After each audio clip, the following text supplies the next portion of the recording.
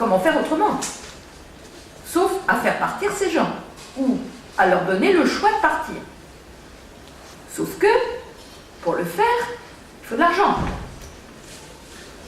Et que le gouvernement TEPCO n'a évidemment rien du tout, puisqu'au contraire, il vient de recevoir 8 milliards de la part du gouvernement japonais pour les travaux sur le site. Et le gouvernement japonais, qui vient en plus de se faire taper sur les doigts par Madame Lagarde, j'ouvre une parenthèse, je ne pense pas que ça l'émeute beaucoup, le gouvernement japonais, parce que c'est vrai qu'ils ont une dette publique colossale, mais comme c'est les Japonais qui la possèdent, les marchés financiers peuvent raconter ce qu'ils veulent, les Japonais, ça ne les gêne pas beaucoup. Parenthèse ouverte, parenthèse fermée, mais ça devrait quand même faire réfléchir un certain nombre de gens, ce que je viens de dire, sur un autre débat. Donc, les Japonais, le gouvernement n'a absolument pas les moyens de faire partir tous ces gens, donc ils restent. Décontaminés. Alors, on m'a parlé de décontamination. On m'a dit que des cours de récréation, des rues empruntées par les enfants pour aller à l'école avaient été décontaminées. Alors, j'ai demandé un peu plus, vous avez fait quoi? On m'a expliqué que dans les cours de récréation, on avait nettoyé le sol sur une hauteur de 50 cm. Je dis, vous avez fait quoi des déchets radioactifs? Ah ben, on les a mis dans un sac plastique dans la cour de l'école. Voilà. On rit, mais c'est tragique. Parce que personne ne veut ces déchets radioactifs sur son territoire. Vous avez aujourd'hui des milliers de mètres cubes de boue contaminée de Fukushima, dont personne ne veut, évidemment, et dont le gouvernement ne sait absolument pas quoi faire. Donc, ces gens sont aujourd'hui condamnés à vivre dans un univers contaminé avec les conséquences qui s'y attachent. Par-dessus marché, ils mangent contaminé. Alors, bien sûr, il y a des mesures.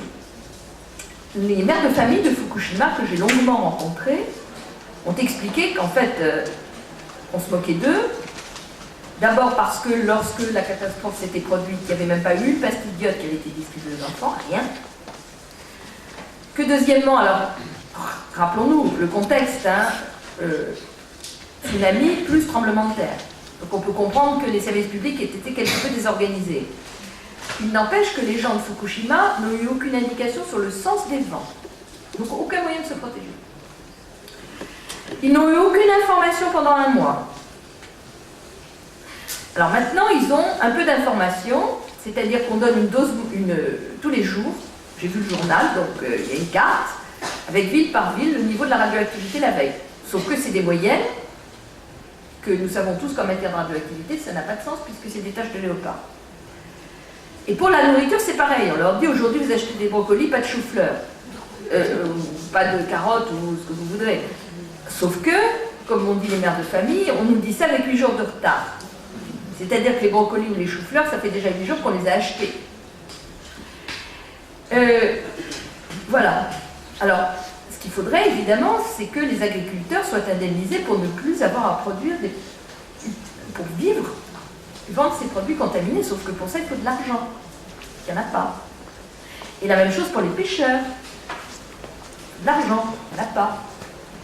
Et comme on est en face d'une industrie qui ne provisionne pas, puisque je vous ai rappelé tout à l'heure qu'elle n'était pas assurée, bien, que voulez-vous faire?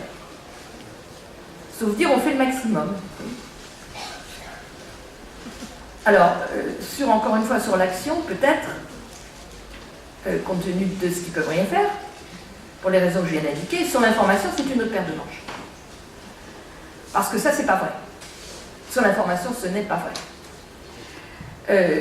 Les mères de famille de Fukushima ont souligné qu'elles étaient extrêmement inquiètes en raison d'abord de la désinformation ambiante, parce qu'ils ont trouvé évidemment le professeur du pèlerin local, d'Étape, si je puis dire, qui est un des vice-présidents de l'université, vice-doyen de l'université, qui se balade partout en disant que jusqu'à 100 millisieverts, il n'y a absolument aucun problème. Vous savez, ça me rappelle ceux qui disaient qu'il y avait 25 morts à Tchernobyl, etc. C'est à peu près la même désinformation. Qu'il y avait eu des pressions extrêmement fortes sur les médecins pour qu'ils ne communiquent plus sur ce qu'ils pouvaient voir dans leur cabinet. Et donc, il y a une véritable angoisse et on peut tous, mettez-vous un instant dans la peau d'une mère de famille de Fukushima, on peut comprendre le cauchemar, hein, quand même, quand on a des gosses à élever. C'est cauchemardique. Et donc, il n'y a pas d'information, en réalité, précise. Les dosimètres n'ont pas été donnés, comme ils auraient dû l'être. Alors, il y a des écoles où les enfants sont équipés de dosimètres, d'autres où ils ne le sont pas. Et on m'a dit qu'il y avait 40 000 dosimètres qui avaient été bloqués à la frontière, à l'aéroport, au moins, de Tokyo. Et quand je suis allée, donc fin août, ils y étaient toujours. Voilà la situation. Alors, aspect positif, de temps en temps il y en a, c'est que les Japonais, ils ont réduit leur consommation électrique de 28% en 6 mois, ou en 5 mois. C'est-à-dire que quand nous sommes dans un pays comme le nôtre, où on nous dit que grâce au nucléaire, nous allons pouvoir réduire nos émissions de gaz à effet de serre, ce qui est totalement faux, puisque vous savez que l'année dernière, nous les avons augmentées de 5,5% au passage. Et que de toute façon, sauf à s'éclairer et se chauffer, sur le plan sportif, c'est quand même assez fort. Hein. À la bougie, il faut bien utiliser le nucléaire. Bien, les Japonais nous donnent une réponse. Ils ont 11 centrales sur 54 qui fonctionnent. Ils ont baissé de 28% leur consommation d'électricité et ils ne travaillent pas à la bougie, hein, je peux vous assurer, ils ne travaillent pas à la bougie. Simplement, ils ont changé leur mode de fonctionnement. Un escalator sur 2, un ascenseur sur 2 dans les transports collectifs. Mais on peut encore tout à fait accéder à la gare et au métro, je l'ai fait sans aucune difficulté.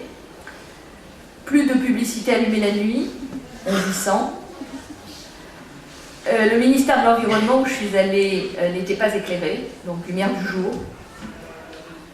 Pas de climatisation dans le ministère de l'Environnement, ailleurs il pouvait y en avoir, mais là il n'y en avait pas. Alors c'est vrai qu'avec 41 degrés de chaleur humide dehors, c'est dur, ça c'est vrai. Le ministre m'a reçu avec un petit ventilateur, genre celui que ma grand-mère avait près d'elle quand il faisait très chaud, c'est tout petit ventilateur.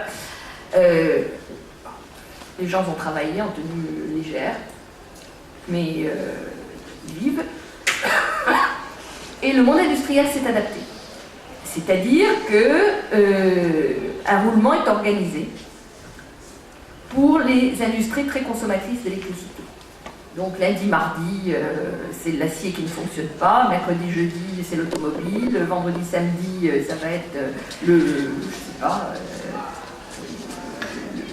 ciment, par exemple. Donc ils sont à moins 28%. Alors le débat qu'ils ont aujourd'hui, c'est pas de savoir s'ils vont continuer le nucléaire. Moi, ce que m'ont dit toutes les autorités publiques, c'est qu'il n'y aurait pas de nouvelles centrales nucléaires au Japon. Clairement. Par contre, le débat, c'est qu'est-ce qu'on fait avec nos centrales aujourd'hui fermées. Comme je vous le disais, ils en ont 11 en activité. Ces 11 en activité vont s'arrêter en mars 2012 parce que c'est la période d'entretien et qu'il faut un entretien tous les 13 mois. L'industrie veut, à minima, qu'il y en ait aux autres qui est redémarré. Et une partie du gouvernement ne veut pas. La population japonaise, à 84%, veut l'arrêt du nucléaire. On peut comprendre pourquoi. J'ouvre juste une parenthèse là-dessus, puis je me tais parce que je suis trop bavarde et je vais passer la parole à Thierry. Ils m'ont expliqué que quand s'était passé Fukushima, sur le moment, l'opinion publique avait peu bougé sur son soutien au nucléaire. Grosso modo, c'est 50-50. Parce que une fois la catastrophe passée, il y avait une espèce de réflexe égoïste qu'on peut connaître et comprendre même, de gens disant bon, c'est une province, c'est 2,5 millions de gens qui sont concernés, mais le reste du Japon, on est tranquille. Et puis ils se sont rendus compte que d'abord il y en avait de la radioactivité à Tokyo, et que deuxièmement, le thé était radioactif, la viande de bœuf pouvait être radioactive, et que par conséquent, il n'y avait pas que les gens qui habitaient Fukushima qui étaient concernés. Et que les Japonais, ils vivent sur une île, et que tout le monde était concerné. Et donc, au bout de 3 semaines, on a assisté à une montée en puissance de l'opposition au nucléaire qui se manifeste aujourd'hui par des mouvements quasi quotidiens de protestation contre le nucléaire dans un pays qui n'a pas de tradition culturelle de protestation et de manifestation. Je ne sais pas ce qui va se passer. Sachant que ce sont les préfectures qui donnent les autorisations de redémarrage et que donc les préfets sont soumis aussi à l'opposition de la population locale. Mais ce que l'on retire de tout cela, c'est effectivement l'impératif de sortir de cela.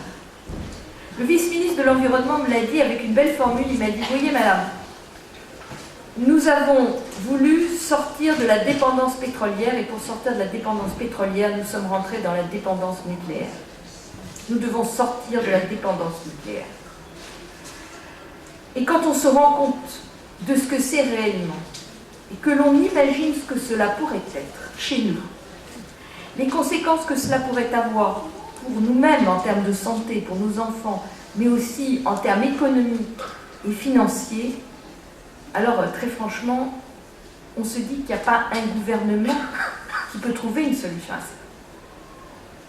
Donc effectivement, il faut trouver, de manière, je dirais, pragmatique et réaliste, la manière d'en sortir. Je terminerai avec cela. Je participe évidemment de tous ceux qui souhaitent que nous en sortions pour toutes les raisons que je viens de vous donner, mais également pour des raisons qui sont tout à fait économiques, financières et industrielles. Je n'ai pas le temps de développer cela, nous y reviendrons peut-être dans les questions tout à l'heure, et le meilleur pour l'ensemble de nos concitoyens. Merci.